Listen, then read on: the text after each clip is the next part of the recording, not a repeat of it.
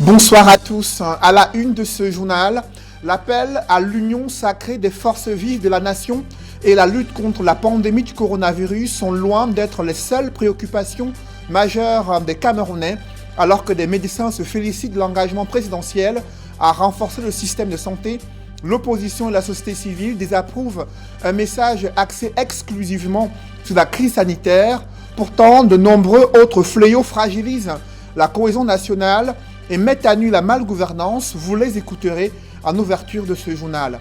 Un chef traditionnel exprime son mécontentement lors de la distribution des seaux d'eau, morceaux de savon et autres matériels provenant de l'initiative présidentielle dans la région du Sud. Son refus catégorique de sa quote-part a été perçu à la surprise générale comme un acte de défiance par l'autorité administrative et des menaces de destitution planent sur la tête de ce chef traditionnel. Comment en est-on arrivé là? Élément de réponse à suivre au cœur de ce journal.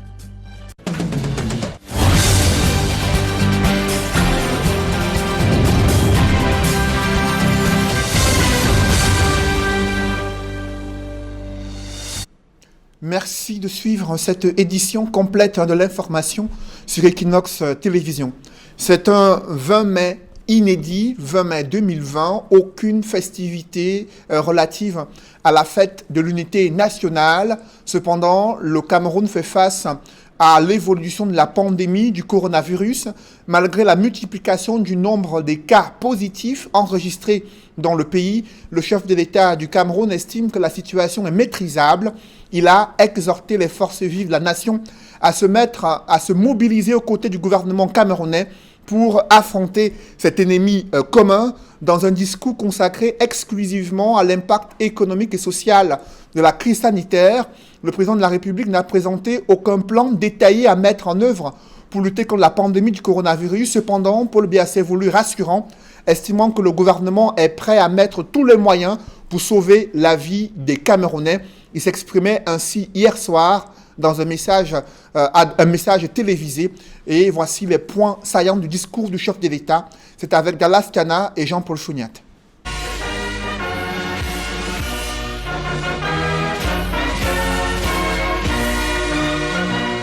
Mes chers compatriotes, la première chose que je voudrais vous dire en ce jour est de ne pas céder à la panique. Rarement le chef de l'État Paul Biya s'est adressé à la nation la veille de la fête de l'unité nationale. À contexte particulier donc, discours singulier, ce 19 mai 2020, avec un seul point à l'ordre du jour, la riposte du gouvernement à la pandémie du coronavirus, qui a déjà fait 3000 cas testés positifs et plus d'une centaine de morts dans notre pays. Dans ces conditions, il n'était pas possible que les festivités qui marquent notre fête nationale soient maintenues, en raison des rassemblements que cela implique.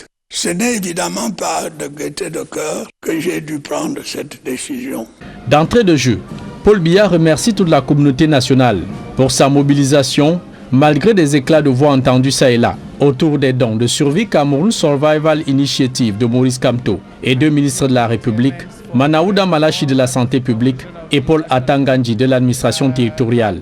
J'invite particulièrement tous les responsables politiques, tous les hommes de religion, tous les leaders d'opinion, tous les responsables d'associations, tous les chefs traditionnels et tous les corps constitués à continuer à s'investir pleinement dans ce combat contre le Covid-19. Tout ceci dans le cadre fixé par le gouvernement et dans le respect des lois et règlements de la République. De même, le président de la République félicite et encourage le corps médical pour son dévouement dans la prise en charge des malades de Covid-19, dont certains personnels de santé y ont même payé au sacrifice suprême de leur vie. Je tiens également à saluer l'extrême courage du corps médical camerounais et de ceux qui l'assistent. Avec les moyens qui sont les nôtres, ils font le maximum pour soigner les personnes infectées. La nation, par ma voix, les en félicite et les encourage à persévérer dans cette voie.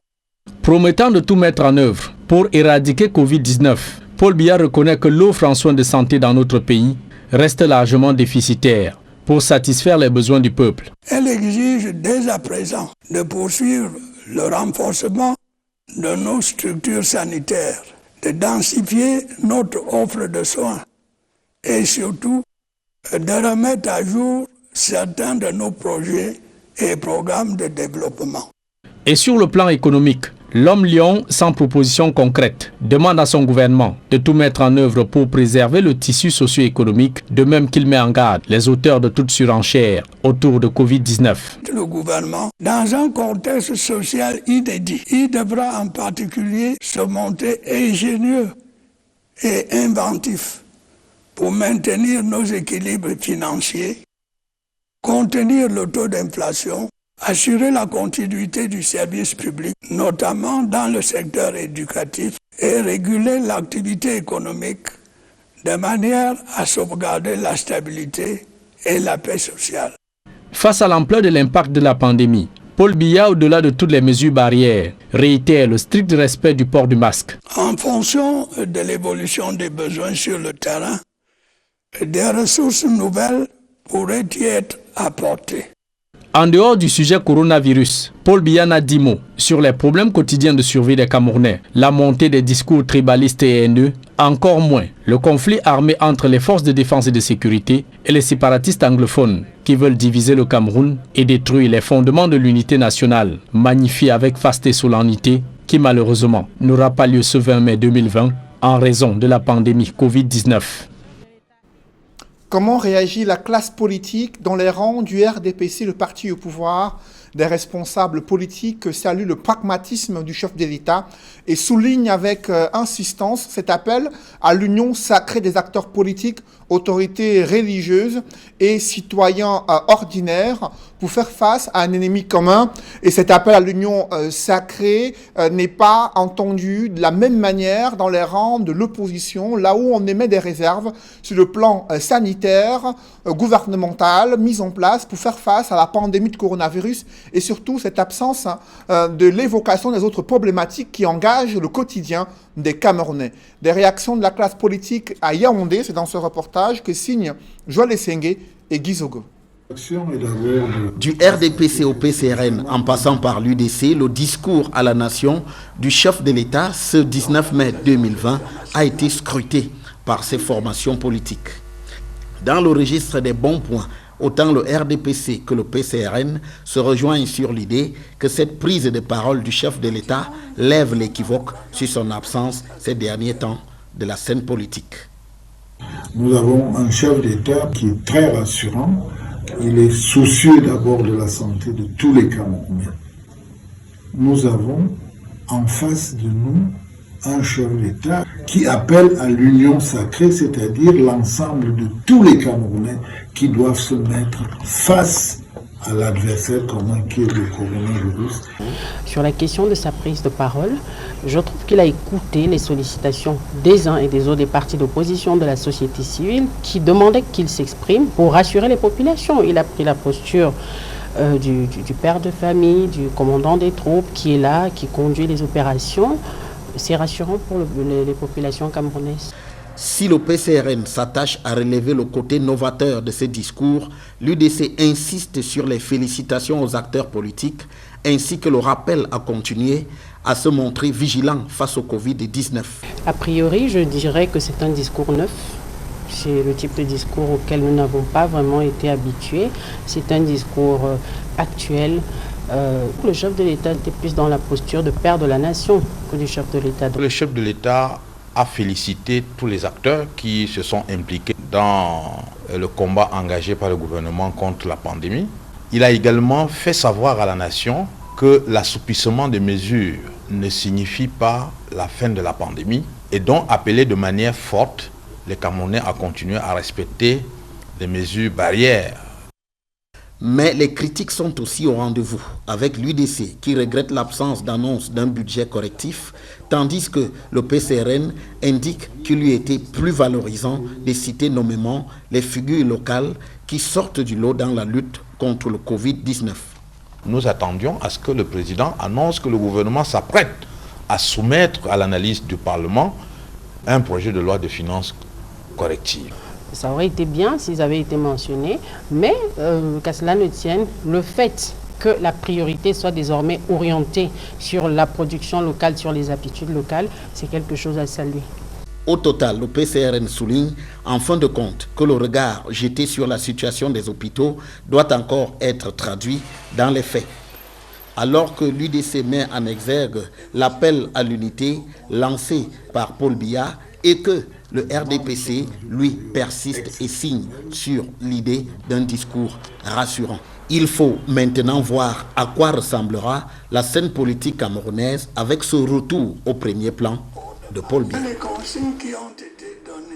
Dans la ville de Douala, des médecins se félicitent de l'engagement présidentiel à renforcer le système de santé en raison des réalités auxquelles le Cameroun est confronté face à cette pandémie de coronavirus. Par contre, dans les rangs de l'opposition, on critique le discours du chef de l'État, lequel était consacré exclusivement à la pandémie de coronavirus. Pourtant, d'autres fléaux minent la cohésion nationale et mettent à nu la fragilité de l'unité nationale au Cameroun. Le SDF qui interpelle le chef de l'État sur les questions relatives à la crise anglophone et d'autres préoccupations majeures qui devraient interpeller le gouvernement camerounais en ce jour de célébration de l'unité nationale. Des réactions dans ce reportage que signent Dallas Tiana et Kediara. Une fête de l'unité sous fond de perturbations liées au Covid-19, alors que les hommes politiques de l'opposition s'attendaient à le voir s'exprimer sur les grands mots qui minent le Cameroun et nuisent par là même à l'unité nationale, si chère à la patrie. Le président de la République, son Excellence Paul Biya, choisit délibérément d'ignorer les thématiques qui fâchent pour se focaliser sur la pandémie de l'heure. Dans un premier temps, j'ai observé que le président de la République a rejoint le SDF en parlant d'une union sacrée autour de la pandémie du Covid-19.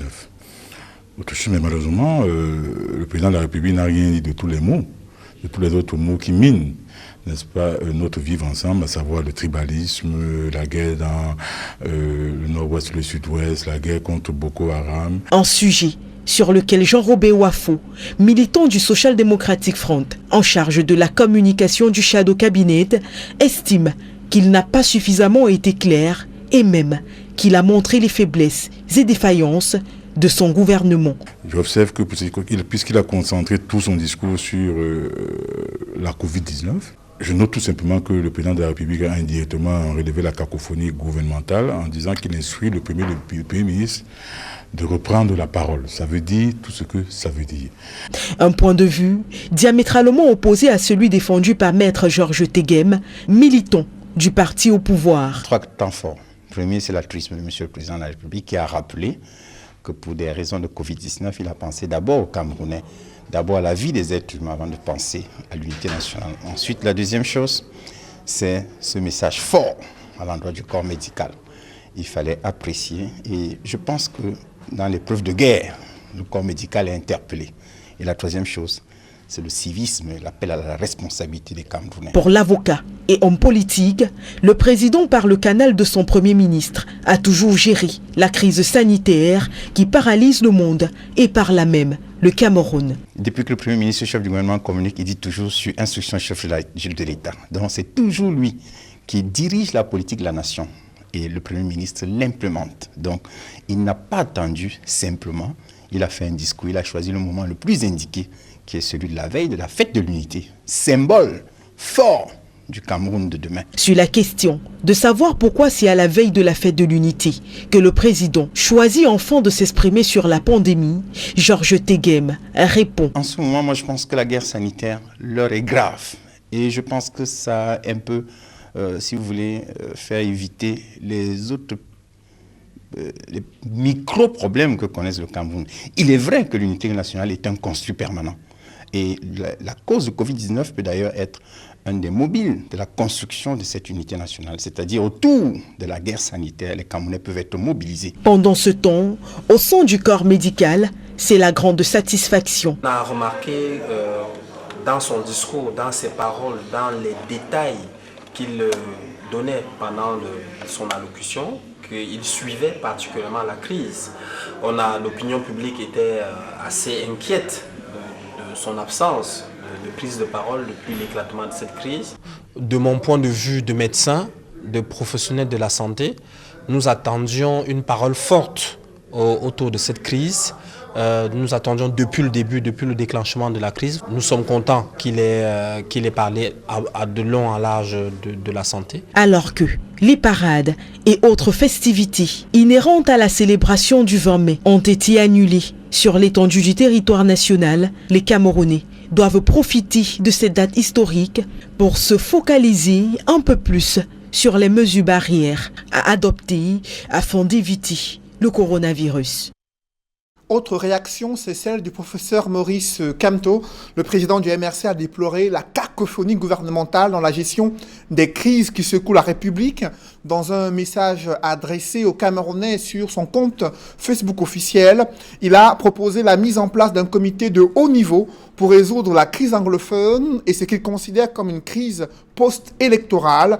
Pour le professeur Maurice Kamto, la modification de la Constitution et la révision du code électoral, la libération des prisonniers politiques et des prisonniers de la crise anglophone sont indispensables pour aller vers un apaisement sur l'ensemble du territoire national. D'autres réactions, cette fois-ci, elle vient d'un gardien des traditions, le roi Sokujou, le roi des Bamendiou, qui est sorti de sa réserve pour exprimer sa colère au regard de l'effritement de l'unité nationale et des nombreux maux qui minent la cohésion sociale au Cameroun. Il a reproché au gouvernement camerounais l'absence de mesures concrètes pour lutter contre le tribalisme, la corruption et également améliorer le quotidien des vies des Camerounais. Réaction sur sa page Facebook officielle, le point saillant de la sortie du roi des Bamendiou, c'est avec Nadine Yambou. La crise sécuritaire dans les régions du nord-ouest et du sud-ouest est, selon le roi des Bamendiou, l'une des preuves de l'échec de l'État unitaire. De quelle unité parlons-nous lorsque nos frères anglophones qui avaient librement choisi de nous rejoindre ont à tort ou à raison pris les armes contre le pays? Certains sont désormais dans les brousses. Les cadavres ne se comptent plus. D'autres sont du côté du Nigeria, errant dans la nature comme des orphelins. S'exprimant dans une tribune libre à l'occasion de la 48e édition de la Fête nationale de l'unité, Sa Majesté Jean Ramos Sokujou se dit révolté et courroucé par la malgouvernance, le tribalisme, l'égoïsme et le favoritisme qui ont fait le nid au Cameroun, mettant en mal l'unité nationale. Ce chef traditionnel pleure le sort d'un peuple qui se meurt à petit feu, déchiré par des guerres intestines et des clans. Pourtant, un pays pour lequel beaucoup comme lui ont sacrifié une bonne partie de leur vie. C'est la douleur qui me torture en voyant ce peuple mourir de misère, sous le regard parfois moqueur et médusé de ceux qui nous gouvernent, alors que la nature a tout donné à ce pays. Comment peut-on être à l'œil de l'eau et mourir de soif? Je pleure pour mon pays et je n'aurais pas souhaité voir ce que je vois avec mes yeux. Mais tenez-vous tranquille. Ce n'est pas une chance pour les dirigeants comme vous de voir un peuple pleurer et d'être insensible à sa misère. Bien plus, Sa Majesté Jean Ramos Sokujou dénonce l'échec des politiques publiques dans l'offre et la qualité des soins de santé. Il regrette qu'en 48 ans, les hôpitaux de référence au Cameroun sont toujours confrontés à une insuffisance du plateau technique, incapables de répondre aux besoins des malades. Nous parlons de quelle unité nationale lorsqu'en 2020, on manque de couveuses dans nos hôpitaux de référence, alors que ceux-là qui nous gouvernent vont en week-end avec un convoi de 20 voitures aux frais de l'État. Dieu avait vendu le pays ici à vous. Loin des grosses parades et festivités qui entourent la fête du 20 mai au Cameroun, Sa Majesté Jean Ramos Sokujou appelle les Camerounais à faire un sursaut patriotique. Il estime qu'il faudra se lever au-dessus des considérations ethniques et être à mesure de se regarder en face, de poser les vraies questions sur des problèmes qui minent la nation tout entière pour l'intérêt de tous. Il est important ce 20 mai que nous revisitons notre vivre ensemble, au lieu de continuer à nous tromper à travers des grosses parades qui donnent l'illusion que la marmite est en train de bien bouillir à la bouche, alors qu'en réalité le fond brûle. Aucune tribu n'est au-dessus de l'autre. Chacun a sa partition à jouer pour la construction de ce pays qui doit être au-dessus de nos intérêts partisans. Le roi des Bamendiou, Sa Majesté Jean Ramos Sokujou, est l'un des plus anciens monarques au Cameroun et reconnu pour son franc-parler, pense que chaque Camerounais devrait prendre son destin à main pour le devenir de la nation. un autre chef traditionnel dont le franc-parler risque de coûter son siège de roi. C'est le chef traditionnel de Minkan qui a refusé les dons venant de l'initiative du président de la République, à savoir des seaux d'eau, des morceaux de savon et autres matériels. Ce chef a exprimé un refus catégorique lors d'une cérémonie qui s'est déroulée dans la région du Sud.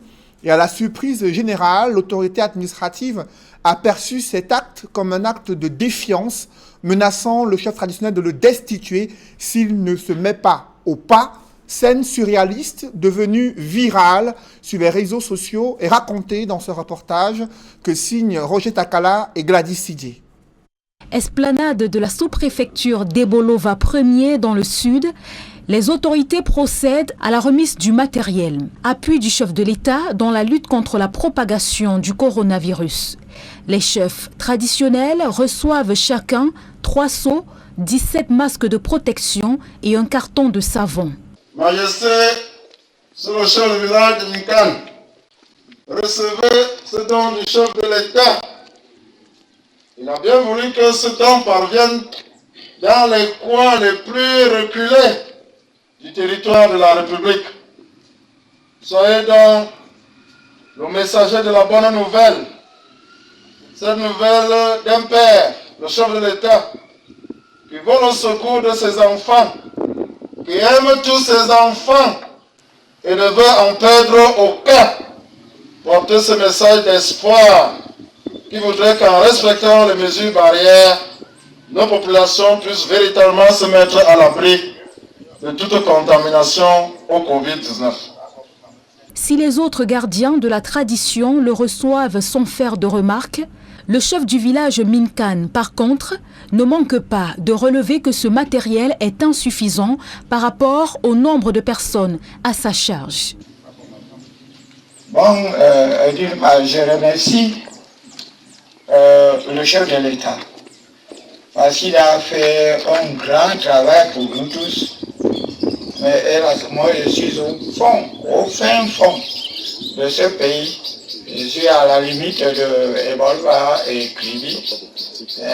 Pour ça, ça ne m'intéresse pas. Il me faut... Une remarque qui passe mal, puisqu'il est immédiatement repris par le préfet qui menace de le destituer. Faisons savoir qu'il est un chef traditionnel indiscipliné qui commente négativement les actes du chef de l'État. Majesté, les actes du chef de l'État sont empreints du sceau de la souveraineté. On ne les critique pas, on ne les commente pas négativement. Bon, d'accord. Voilà. Que ce soit un message d'observation de votre part. Ouais, donc pourquoi parfois donner la parole à tout le monde? Vous dites merci. Un tien vaut mieux que 2 tu auras. N'est-ce pas? Dites d'abord merci. Le chef d'État, vous avez fait la musique, c'est la clé de sol. Il donne la gamme. Et tous les autres musiciens doivent savoir sur quelle gamme on va jouer la mélodie. Et donc inviter les forces vives et nos élites à jouer leur rôle. Soyez un chef discipliné, sinon je vais vous les enlever. Avant le chef traditionnel du village Minkan, plusieurs autres bénéficiaires du don spécial du chef de l'État ont relevé que les quantités étaient insuffisantes, mais aussi que le matériel distribué était inadapté aux besoins des populations en cette phase de la maladie au Cameroun. Ce matériel, d'une valeur de 2 milliards de francs CFA, est distribué depuis plusieurs semaines dans des communes d'arrondissement à travers le pays.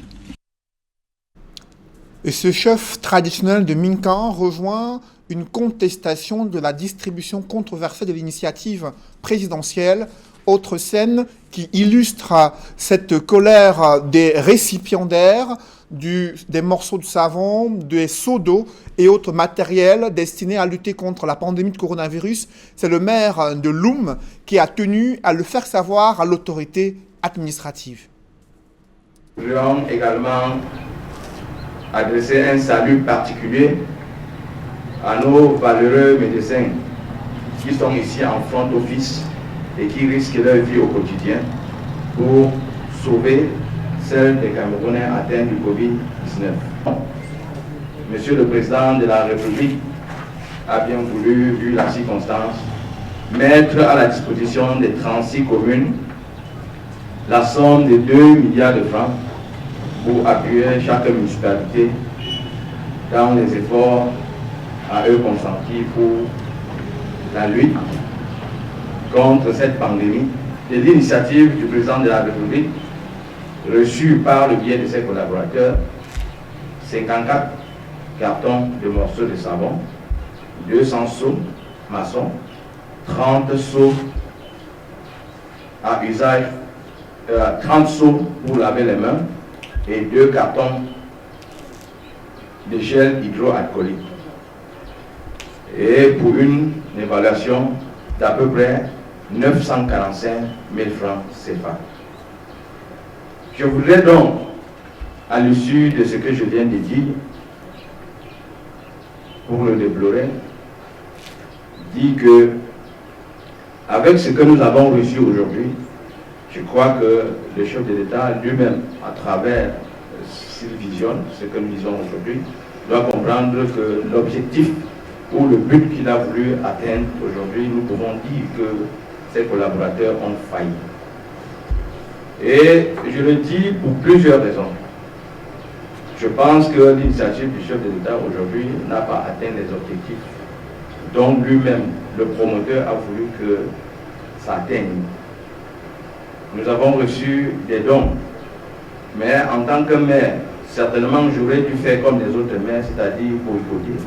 Mais moi, je ne ferai jamais ça. Je préfère être présent et dire ce que moi je pense. Il faudrait que ceux qui pensent, monsieur le préfet ici présent, qu'on doit caporaliser la décentralisation, nous voulons dire à ceux-là que nous ne sommes pas d'accord. Parce que ce n'est pas là l'objectif ni le but poursuivi par le chef de l'État. Ces dons que nous recevons aujourd'hui, je dois le dire, que ce don est insignifiant. Et je dirais même inapproprié. Parce qu'il faille que ceux qui sont les bras séculaires du chef de l'État doivent exactement accompagner le chef de l'État dans sa volonté. Parce que le don que nous recevons aujourd'hui, si nous, les maires, nous avons été consultés, ou les sous-préfets, Jean le dit, certainement le sous-préfet aura son mot à dire à sa façon, nous, si nous avons été consultés, certainement nous aurons mieux accompagné les décideurs à prendre les décisions les plus appropriées pour que ce don du chef de l'État puisse servir là où ça peut être servi. Dans l'escale internationale, conformément à l'accord de décembre 2019 entre la France et certains États ouest-africains, un projet de loi a été adopté en France. Il entérine la transformation du franc CFA en éco et la fin de la centralisation des réserves de change auprès du Trésor français. Des publi-reportages dans ce journal, la Société anonyme des brasseries du Cameroun continue de se mobiliser pour contribuer au plan de riposte sanitaire contre la pandémie du coronavirus au Cameroun. La SABC a distribué chez les exploitants de débits de boissons et autres snacks des gels hydroalcooliques et autres matériels indispensables pour respecter les gestes barrières et prévenir cette maladie à coronavirus. Reportage. Du matériel de désinfection des mains ainsi que des masques de protection contre la Covid-19. L'initiative est du trio Groupe SABC, Syndicat national des débits de boissons du Cameroun, Synodébok, et l'Association nationale des exploitants de débits de boissons du Cameroun, ANEPCA, ont engagé une opération de sensibilisation au strict respect des règles d'hygiène et des gestes barrières dans les points de vente pour barrer la voie au nouveau coronavirus. Cette opération entend s'étendre dans les 100 000 points de vente présents sur l'ensemble du territoire national. Notre objectif dans ce point de vente, c'est porter une sensibilisation plus haute en regard de nos confrères exploitants de débits de boissons, les consommateurs, barrer la voie à cette pandémie qui est en train de décimer le monde. Cette responsabilité est une responsabilité partagée. Aujourd'hui, quand le consommateur arrive dans un bar, s'il est porteur du virus, il peut transmettre ça même au gérant. Donc la responsabilité, ce n'est pas seulement la responsabilité des autres de boissons qu'on veut nous faire croire. c'est une responsabilité de l'ensemble des populations. Une campagne de proximité durant laquelle le leader agro-industriel et les associations des exploitants des débits de boissons vont à la rencontre des distributeurs de boissons, mais aussi des consommateurs. Quand on nous a dit déjà qu'il y a des masques que la brasserie va distribuer aux gens, c'est là qu'on a pris conscience qu'au moins on peut venir prendre une bière et en respectant les mesures de barrière. C'est une initiative qui ne me surprend pas par rapport au passé de cette société. Elle a toujours été leader. Depuis que cette pandémie est là, nous faisons beaucoup d'efforts pour que nos clients soient disciplinés. Avec ce renfort qu'ils ont fait, nous allons pouvoir être à la hauteur. Pour le groupe SABC, il s'agit d'assumer sa part de responsabilité sociale et sociétale envers le public des points de vente, de faire en sorte que les points de distribution des boissons ne deviennent pas des lieux de propagation du virus. Nous sommes dans cette lutte contre la pandémie et nous avons une grande responsabilité par rapport à l'ouverture des points de vente à partir de 18h. Et cette responsabilité, on l'assume collectivement, en famille, en mettant à disposition un certain nombre d'équipements pour que les points de vente appliquent les gestes barrières. Par cette action, le groupe SABC, en collaboration avec le CNEDEBOC et la NEPCA, entend assumer son rôle économique via le maintien d'une chaîne créatrice de richesses et de millions d'emplois, depuis les paysans producteurs de sucre et de maïs jusqu'au consommateur final. Cela passe notamment par le maintien d'un environnement sanitaire sain, d'où son engagement aux côtés du gouvernement à barrer la voie à la propagation de la Covid-19 au Cameroun. Les laboratoires biopharma ne sont pas restés insensibles à l'évolution de la pandémie du coronavirus au Cameroun. Cette entreprise citoyenne a offert des gels désinfectants Bactol à la ville de Douala. Reportage. En ce moment où le coronavirus gagne de plus en plus du terrain au Cameroun, les laboratoires biopharma, toujours soucieux du bien-être de la population, manifestent une fois encore un geste de solidarité pour secourir le gouvernement dans le cadre de la riposte contre cette pandémie. Le leader en cosmétique a offert plus de 1000 gels désinfectants Bactol à la communauté urbaine de Douala. Celles que nous remettons aujourd'hui sont constituées des produits de la marque Bactol, des gels désinfectants, des savons liquides Bactol aussi. Par cet important don de gels désinfectants Bactol, qui sont des produits certifiés par l'ANOR, les laboratoires biopharma entendent respecter leur statut d'entreprise citoyenne. Depuis 2001, qui est l'année de création des laboratoires biopharma, l'une de nos valeurs fondamentales est la responsabilité. Et c'est la responsabilité envers nos populations, la responsabilité envers les citoyens. Raison pour laquelle, depuis le début de cette pandémie, nous ne désignons aucun effort pour accompagner les populations, que ce soit par la sensibilisation ou par la mise à disposition ou même l'accessibilité de nos produits. Donc c'est la raison pour laquelle nous avons décidé de soutenir la communauté urbaine aujourd'hui dans son combat. Les autorités remercient grandement les laboratoires biopharma pour ces gels désinfectants Bactol qui permettent à la population de respecter l'une des mesures barrières essentielles pour stopper le coronavirus, qui est le lavage des mains. Donc nous venons de recevoir du gel désinfectant en quantité abondante, plus de 7000 pièces. Ce don est d'une valeur inappréciable par rapport au combat que nous menons.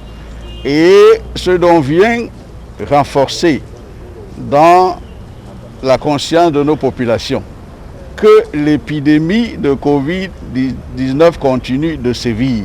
Je remercie très sincèrement Biopharma en espérant que l'exemple qu'ils viennent de poser là fasse tache d'huile pour les autres forces vives. Depuis que le Cameroun est confronté à cette crise sanitaire, les laboratoires Biopharma ont pris les mesures qui s'imposent, notamment dans la production des gels désinfectants Bactol, afin d'assurer la disponibilité et l'accessibilité de ces produits pour éradiquer cette pandémie. Mesdames, Messieurs, c'est la fin de ce journal. Merci de l'avoir suivi. Juste après cette édition de 20h, retrouvez Serge Alain Autou et ses invités pour le débrief du journal sur le plateau d'Equinox Soir. Serge Alain. Région du Sud, un chef traditionnel menacé d'être enlevé par un sous-préfet pour avoir refusé le don du chef de l'État pour combattre Covid-19. L'autorité administrative a considéré ce refus comme un acte de défiance. Et vous l'avez suivi dans ce reportage, les gestes, les dons du président de la République sont empreints d'un sceau et ne sauraient être critiqués ni commentés de la sorte, a ainsi martelé l'autorité administrative à l'endroit de ce chef traditionnel, insistant sur le fait que les seuls propos qu'il devrait prononcer, c'est de dire merci. Et il est allé plus loin, menaçant d'enlever l'autorité traditionnelle, à savoir le faire destituer, le considérant comme un chef traditionnel indiscipliné. Voilà, madame, monsieur, c'est donc l'essentiel de l'Equinox Soir, deuxième partie. Bonne soirée à vous, Cédric. Bonne soirée à vous, Serge Alain. Rendez-vous demain. 20h. Voilà.